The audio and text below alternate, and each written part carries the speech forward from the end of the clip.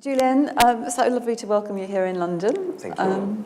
Lighting up our dull day with all your glistening, glinting, beautiful collection here.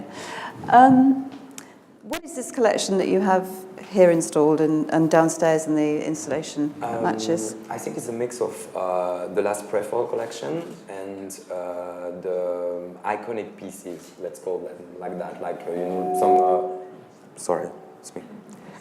like some classic chainmail techniques of Paco Rabanne that we worked in a different way, and animation for the matches and for in general. And we are also selling the iconic 69 bag, which was the first Paco Rabanne bag that he created in 69.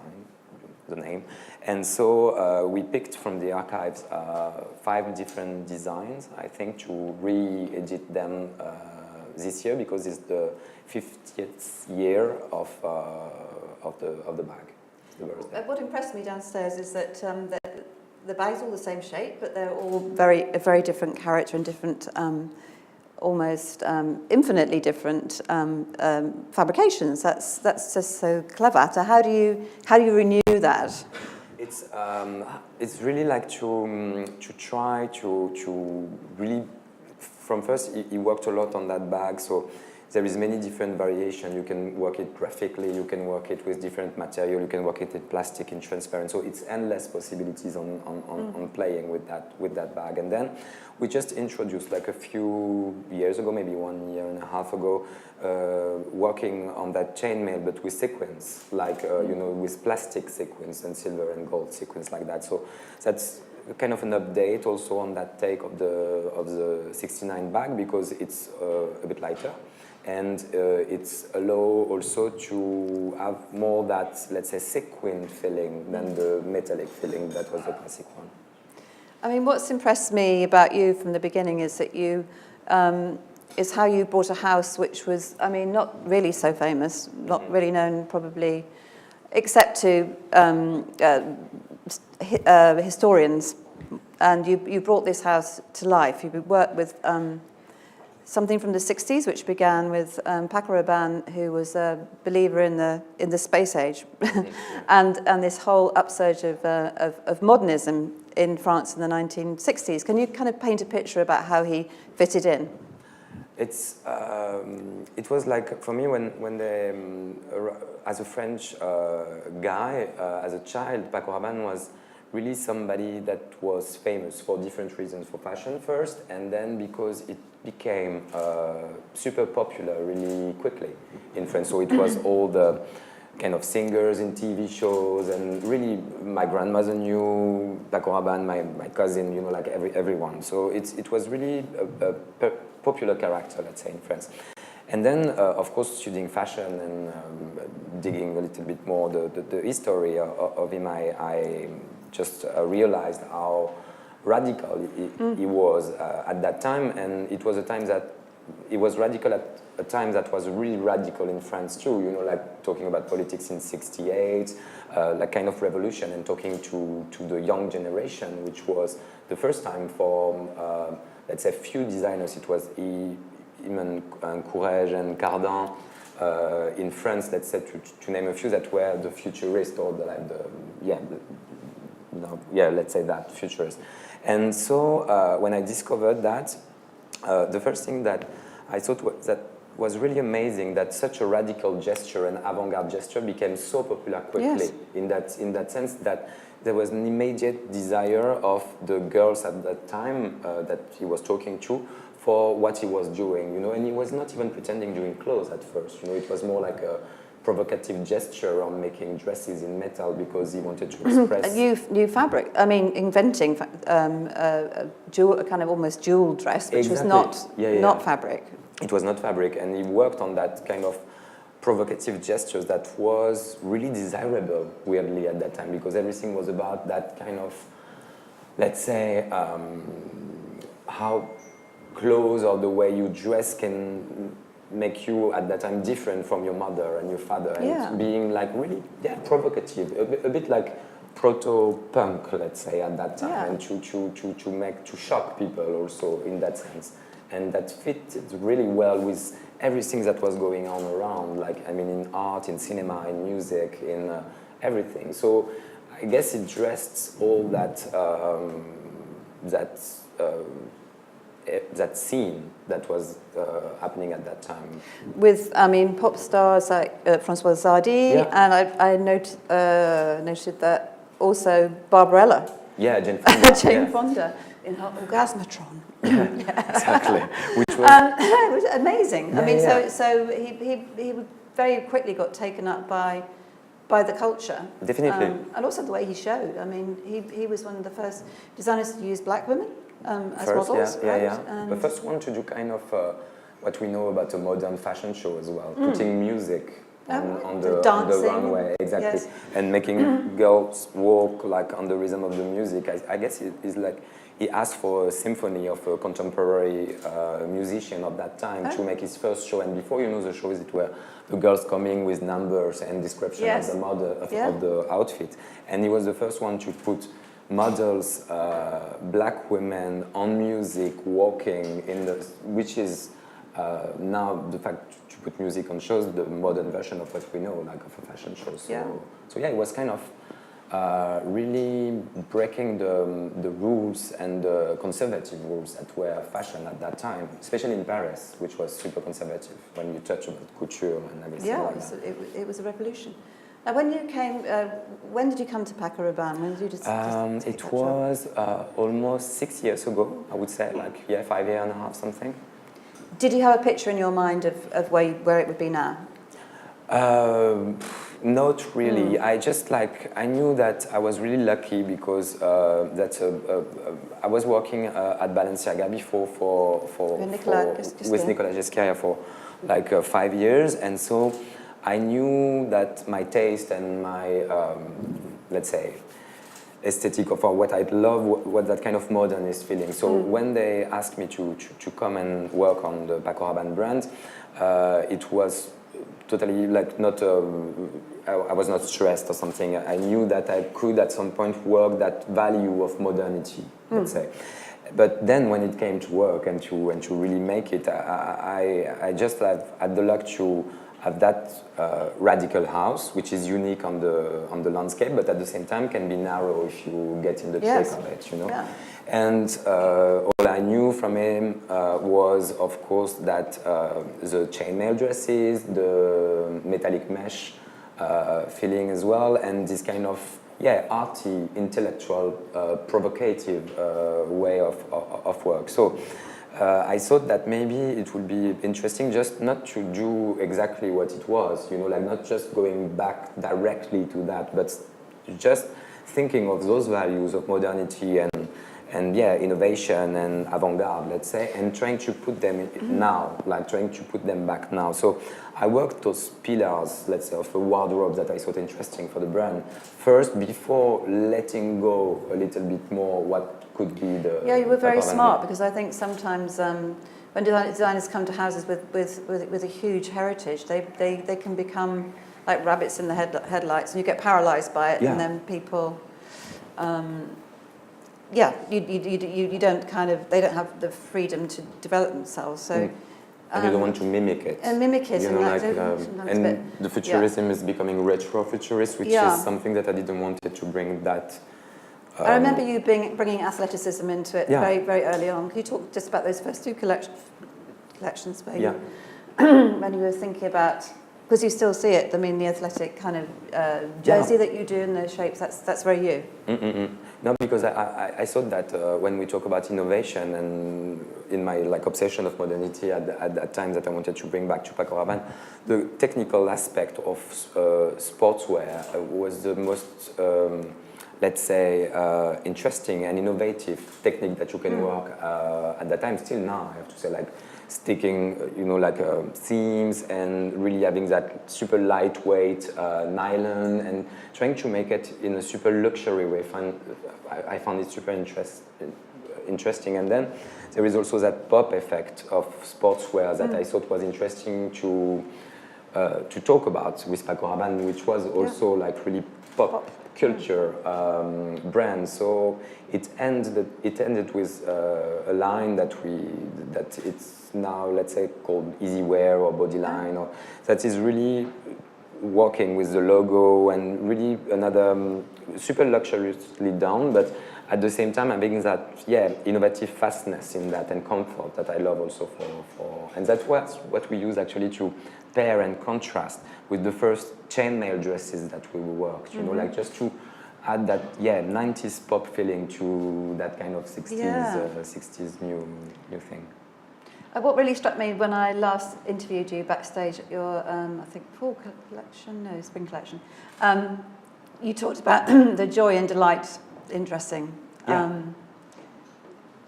which you know, we're in pretty dark times now, but I mean, that's very, very necessary. Yeah, sure. Could you speak about that a bit? I found it super touching and strong and delicate as well when people just dress and stand in their dressing for what they are and what they want to be. So it's really about those kind of details and those kind of reference that you put up in front of the world just to explain which character you are and or which character you want to be. So it's really for me, I don't know, that moves me, you know, like that side of fashion and that strength that it can give you, and at the same time that softness that he implies in people that dress, you know, because you need to be brave to do that really well. Look at me, I'm all dressing in black, and but really that's why I do fashion too as well. It's like to try to give the people the exact, I hope, clothes at some point of their life that can make them feel the exact way they want to be at that moment. I was reading rereading recently, you know, you know that Patti Smith, Just Kids novel that she not novel, like a autobiography. Her life with Mapplethorpe, yeah. And it was really touching the way that their looks were so important in their art and in their work, you know, the way that they have to leave their character in order to give, in photography for her, in music for her, or in writing for her, the exact, you know, when she's talking about a blouse that is looking like a Rambo blouse, that it's her idol, so she's reading everything about him, and she's trying to dress like him with the mix of that New York 70s feeling. So I'm always really touched by that, by how important authentic clothes which have an emotional meaning and personal, you know, the way fashion should be maybe. So I mean, if we look at some of the references you've got in this collection, I can see, I mean, you've turned that's a lovely dress over there, which is a kind of plaid grunge. It reminds me of grunge, but it's in chainmail. And over here, roses and lace, and in the chainmail, it's turned. You can turn it in any sort of direction. That's so interesting. You can use these materials, but follow this emotion. In fact, it's like when chainmail is a fascinating material because you know, Paco Rabanne was the first one to work on it, and then many houses worked on the chainmail too, because it became like a new iconic material in fashion as well. And it can evoke really, first, to be super honest, when I arrived I was like, it's going to be tough to work, you know, because it was really disco, it's really you know, super sexy. It's really something that you need to know how to work. Really, could have been a limitation. But could have been really that. And then I figured that if you open it and that if you work it as in contrast with delicacy, let's say, with something that is sophisticated enough to make it new and relevant, it was really a super interesting material to work on. And for example, here, it's how you work on a long dress, let's say, a bit you know, 30s shape, under high-waisted and short sleeve and everything, and put it, you know, that kind of print. It comes from, do you remember the series that Steven Meisel did of the grunge with Grace Coddington? Yes. And it's at some point she is having a Nirvana T-shirt, and she is having leggings that are this kind of blue plaids, kind of, you know. And so it was how you give back that luxurious feeling, but at the same time you can tone down and making it like, I would not say grungy, but almost grungy. And that's what I love to play around with. The same for the lace incrustation. It's how you work it as if it was another fabric, and you work it in a classic incrustation where, of course, it's very haute taking, couture. It's kind of old haute couture meets modernity. Is the color printed, or is it just it's printed, the flowers on it, and it's how you think, when you design, like as if you were designing like an object at the same time and some evocation of something, and like adding the lace, give it some comfort and lightness, and at the same time it's toning down, but in a super sophisticated way, the chainmail that is already print. So I guess for women that want to wear like chainmail and to be like not being disco or not being sexy or something, that can be some exit doors about that, which I love, So yeah, and I guess it's endless possibilities after. But I think you're a very practical guy as well, because you've given women a solution for how to wear these things. There are all the you can layer. Yeah. I mean, that's a really amazing thought process for a guy. How do you come across this? Because there are some dresses that you can just wear for one occasion, but now you have these disc kind of mini dresses, which could be tunics and definitely. Yeah. No, it's always like interesting to think like about what you want to tell with fashion in general and what you want to express, and at the same time you really have to remember that it's clothes that you are doing, and is that women are going to wear it at some point, and that beside the maybe beauty or like expression of culture or something, there is it needs to be designed like you design a chair or a table. And it needs you need to think. That's the first thing that I'm always thinking, and that I love about my work too, because I can like work. I love to watch like designs or that are artworks and that are like really expressing like a feeling, like on a show or something. But what I love about my job is that I have to think about that. It's like a Cluedo thing, like I'm not a woman, so I have to think about that. Like, what is this woman doing? I mean, the customer or the woman that is going to wear that dress. Maybe she has children. Of course, she may work and she has to go maybe to different appointments, and at night she maybe wants to seduce or to be like feeling beautiful and confident. And so it's all those circumstances of life that I love to find inspiration in, like you were talking about at leisure or like this kind of sportswear feeling, because I saw some women in the street at that time that were in yoga pants with tailored jackets and let's say sneakers and men's shirts, and they can like go from the office to the yoga class to the dinner to the cocktail like that without thinking twice. And they look about really that. good in France, Paris, doing that. Maybe. Yeah. We've only got a couple of minutes left, but I do want to get in your disco past. Yeah. But it's basically almost born in a disco, is that right? Tell everybody. Yeah, my father. You're from Brittany? Yeah, from Brittany. I had like the little like nightclub, discotheque, let's say in France, when I was a kid. So I was sleeping there, and he was the owner of that local club. So I grew up in that kind of party feeling all the time, which was my work. Did you love that? I loved that when I was a kid. Yeah. We were like going there with my sister and staying. We had the light floor, like really old school way, and so we were playing on the light floor, putting the music super super loud on the Wednesday afternoons and stuff. So it was. I always thought my father was like kind of magic maker, let's say, because I loved that he was entertaining people or making like the circumstance existing for people to have fun, Social, so that was kind of a nice feeling to grow up with. You're definitely his son then. Yeah. So you get that feeling of real enjoyment in your clothes, and there's just that spark of just gorgeousness. I mean, just even in a bag. I mean. Which is actually a very practical bag as well. Yeah, true. It's really like the exact size and everything. You did it well. Thank you. Thank you. Does anyone have any questions for Sarah or for Julien? Yes, I'm going to pass this to you. Hello. Hi. Thank you for the talk. At the beginning of the talk, you talk about, I say talk a lot of times, sorry.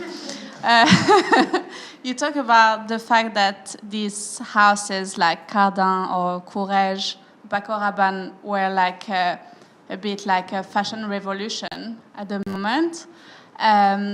We can see like now those houses are become like, again, really fashion since few years, like Courrèges or like Paco Rabanne.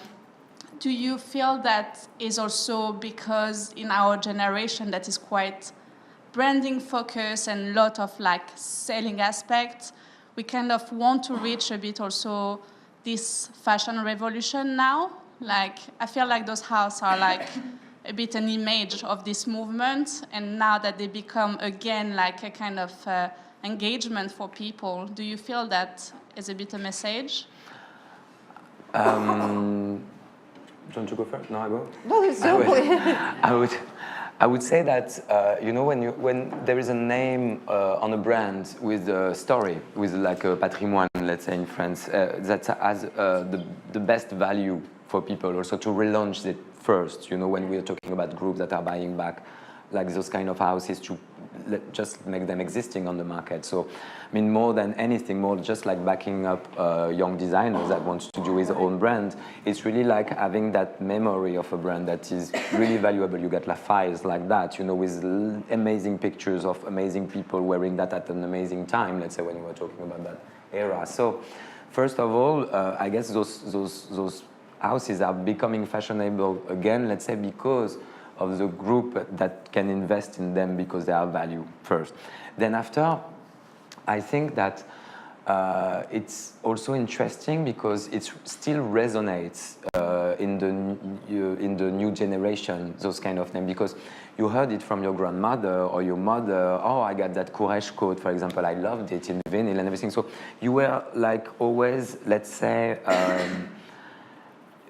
already in the brand before even you knew it. And then after this brand, when they are relaunching, they are giving you back those information, explaining you what it was at that time. So I guess that it's really, for me, the value of the patrimoine that make them talking to the new generation more than the young generation wanted to revive this revolution. Because if you want to live a revolution in fashion, for example, you go to like the new designers, you know, like the new brand and everything that are maybe shaking the thing. So I guess it's more like a tenderness effect, let's say, on those brands, or want a piece of that heritage also, like as if it's a new classic for you. I'm just thinking about like the little vinyl jacket for Courrèges, you all want to have one. Maybe a Paco Rabanne dress, you want to have one. And then it's the same for the Levi's jean, or you know, like a tire bar, or a tweed jacket for Chanel. So it's really how you build your identity based on your cultural